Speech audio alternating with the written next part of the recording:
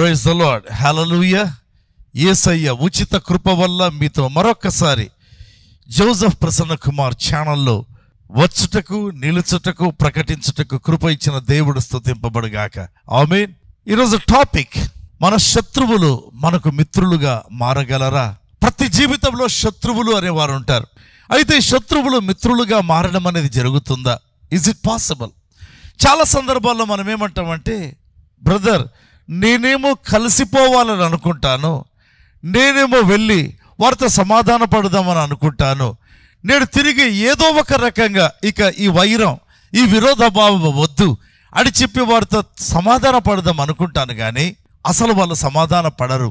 కాబట్టి మన శత్రువుల మీద, మనకు విరోధంగా ఉండే వారి మీద మన నింద మోపడం అనేది జరుగుతుందండి చాలా సందర్భాల్లో. అయితే దేవుని వాక్యం ఏం చెబుతుందో ఒకసారి చూద్దామా? సామెతల గ్రంథం 16వ అధ్యాయం 7వ వచనం. దేవుని వాక్యం చెప్తుంది, ఒకరి ప్రవర్తన యెహోవాకు ప్రీతికరమగునప్పుడు యెహోవా వాని శత్రువులను సహా వానికి మిత్రులుగా చేయును. ఆమేన్. శత్రువులను మిత్రులుగా చేసేది నీ ప్రయత్నం కంటే మొదట దేవుడు దానికి ఆమోద ముద్ర వేయాలి. దేవుడు ఏం చేయాలి? ఆమోద ముద్ర. ఎప్పుడు దేవుడు ఆమోద ముద్ర వేస్తాడంట? మన ప్రవర్తన దేవునికి ప్రీతికరమైతే.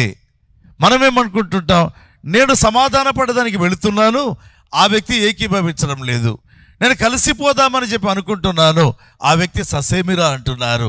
అయితే దేవుని వాక్యం అంటుంది, శత్రువులను మిత్రులుగా చేసేది దేవుడంట. హల్లెలూయా.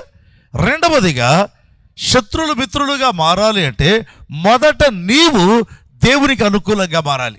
ఒకని ప్రవర్తన యెహోవాకు అనుకూలమైనట్లయితే దేవుని వాక్యం చెప్తుంది కదా, యెహోవా వాని శత్రువులను సహా వానికి మిత్రులుగా చేస్తాడు. శత్రువులను మిత్రులుగా చేసేది దేవుడు. అందులో ఒకవేళ నీ ప్రయత్నం ఉండవచ్చు, కాదని నేను చెప్పడం లేదు. అయితే మొట్టమొదట నీ శత్రువు నీకు మిత్రుడిగా మారాలి అంటే నీ ప్రవర్తన దేవునికి అనుకూలంగా మారాలి. సామెతలు 16:7 ఈ విధంగా చెప్తుంది. న్యాయాధిపతుల గ్రంథం 3వ అధ్యాయం 4వ వచనంలో, దేవుడు ఉండనిచ్చిన జనములు అంటే శత్రువులు వీరే లేదా ఇవే అని వ్రాయబడింది. అంటే ఆ పూర్తి సెంటెన్స్ నేను చదవడం లేదు, కానీ న్యాయాధిపతులు 3:4, అయితే దేవుడే ఉండనిచ్చాడంట ఆ శత్రువులను. అక్కడ ఉద్దేశం వేరండి, యుద్ధము నేర్పేదానికి. అయితే బైబిల్లో చూస్తే న్యాయాధిపతుల గ్రంథం 4వ అధ్యాయం 1 నుంచి మనం చదివినట్లయితే, అసలు శత్రువులు ఎలా తయారవుతారు? మనం అనుకుంటాం కదా, వాళ్ళల్లో తప్పుంది బ్రదర్ మీకు తెలియదండి, ఆ వ్యక్తి యొక్క నేచర్ మీకు అర్థం కాదు. అయితే న్యాయాధిపతులు 4:1-2 గమనిస్తే, ఇశ్రాయేలీయులు యెహోవా దృష్టికి దోషులు కాగా దేవుడు వారిని కనాను రాజైన యాబీను చేతికి అప్పగించాడు. శత్రువు ఎలా తయారయ్యాడు? ఈ వ్యక్తి ప్రవర్తన దేవునికి అనుకూలంగా లేకుండా ఉంటే. శత్రువు ఎలా తయారయ్యాడు? దేవుని బిడ్డల ప్రవర్తన దేవునికి వ్యతిరేకంగా ఉంటే దేవుడు శత్రువులను లేపాడు. ఇప్పుడు దేవుడు అంటున్నాడు, మీ ప్రవర్తన నాకు అనుకూలమైతే నేను మీ శత్రువులను మీకు మిత్రులనుగా చేస్తాను అన్నాడు. హల్లెలూయా.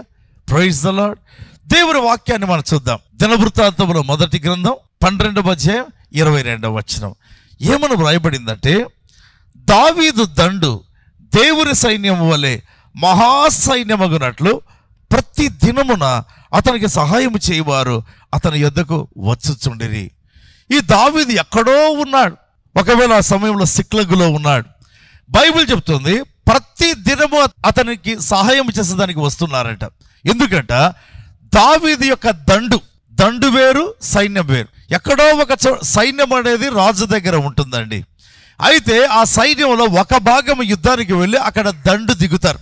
కాబట్టి దావీదుకు ఉండేది ఒక చిన్న సైన్యం, దండు.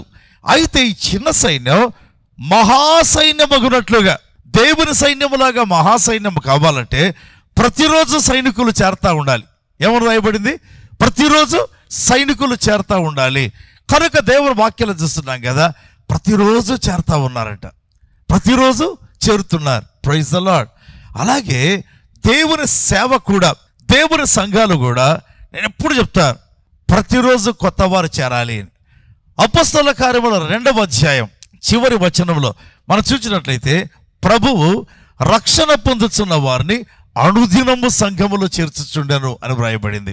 నా దగ్గరికి దైవ సేవకులు వస్తుంటారు, బ్రదర్ మా సంఘం చాలా చిన్నది, ఏం చేయమంటారు? నేను ఒక మాట చెప్తా. దేవుడు నాకు ఇచ్చినటువంటి ఆ వాక్యం అపోస్తలుల కార్యములు 2వ అధ్యాయం చివరి వచనం చెప్పి, ఆ వాక్యంలో ఉంది, రక్షణ పొందుతున్న వారిని అనుదినము సంఘములో చేర్చుచుండను అని వ్రాయబడింది కదా. ఈ మాట పట్టుకొని నేను ప్రార్థన చేస్తుంటాను. అందుకే ఒకప్పుడు ఇది కూడా చాలా చిన్న సంఘమే, కృపా సంఘం. ఈరోజు చాలా పెద్దదైపోయింది. వై? బికాస్ తన వాక్యాన్ని ఆయన మహిమపరిచాడు. దావీదు యొక్క దండు చిన్న సైన్యం, అయితే దేవుని సైన్యం వల్ల మహాసైన్యముగా మారాలి అంటే ప్రతిదినము చేరుతా ఉన్నారంట. ఓకే, అయితే ఎవరు చేరారో చూద్దామా? చాలా ఆశ్చర్యకరంగా ఉంటుంది. దినవృత్తాంతముల మొదటి గ్రంథం 12వ అధ్యాయం 29వ వచనంలో బెన్యామీను గోత్రము నుంచి కూడా 3000 మంది వచ్చారంట. దావీదు దగ్గరికి అందరూ వస్తూ ఉన్నారు. దావీదు సైన్యం పెద్దదవుతా ఉంది.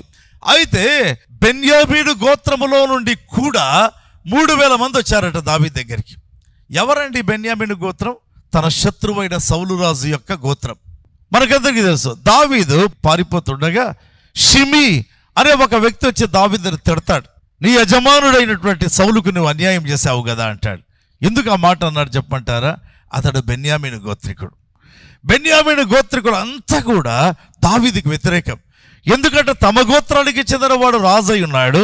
ఈ గోత్రానికి చెందినవాడు రాజై ఉండగా యూదా గోత్రానికి చెందిన దావీదు రావాలి ఉన్నాడు అని చెప్పి ఈ యొక్క బెన్యామీను గోత్రం మొత్తం రాజైనటువంటి సౌలుకి సపోర్ట్ అండి. ఎంతవరకు వెళ్ళిందంటే ఆ యొక్క మొదటి దినవృత్తాంతములు 12:29 చదివినట్లయితే బెన్యామీను గోత్రికులు సౌలు ఇంటికి కాపలాదారులు అంట.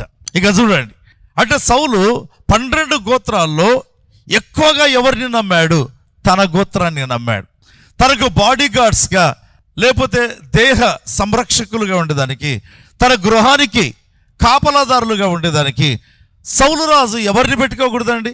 యూదా గోత్రికులను పెట్టుకోవచ్చు కదా, లేకపోతే మరొకరిని తన వారిని పెట్టుకున్నాడు. ఎవరిని? బెన్యామీను గోత్రికులను పెట్టుకున్నాడు.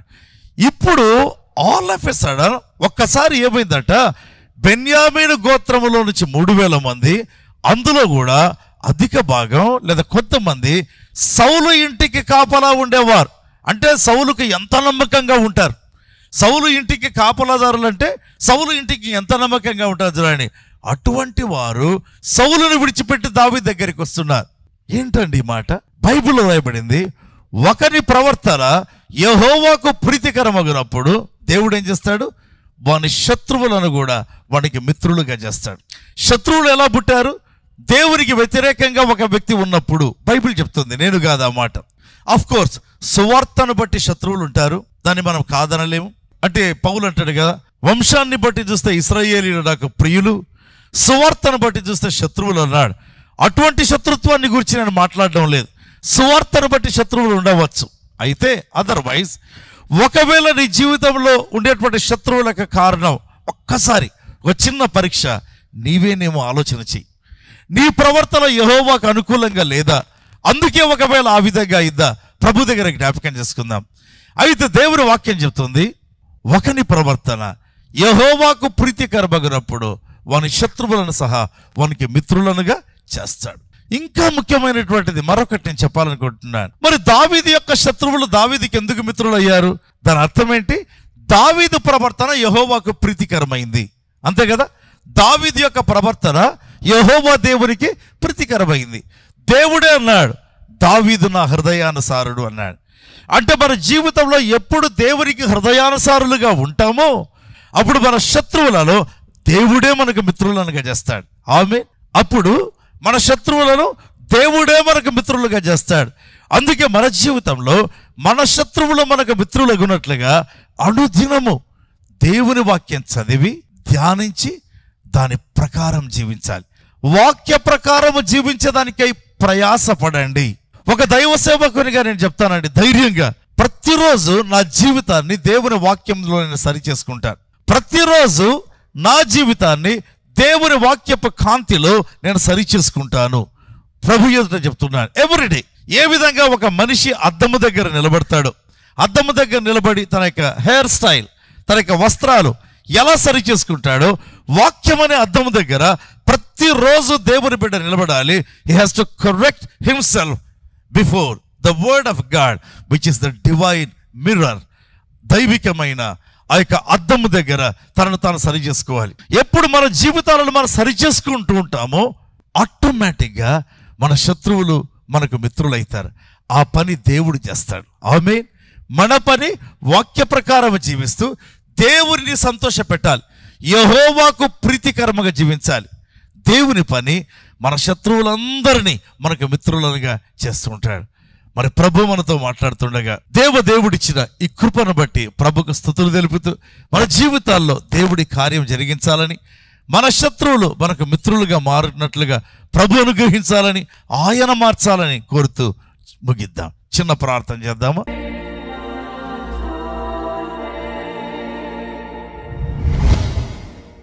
తండ్రి మీకు వందనాలు, ప్రభువా మీకు వందనాలు, మహాదేవా మీకు వందనాలు, జీవము గల ప్రభువా మీకు వందనాలు. ఇదిగో ఈ వాక్యమైనటువంటి మీ బిడ్డలను దీవించండి, గొప్పగా దీవించండి, కృప అధికం చేయండి తండ్రి.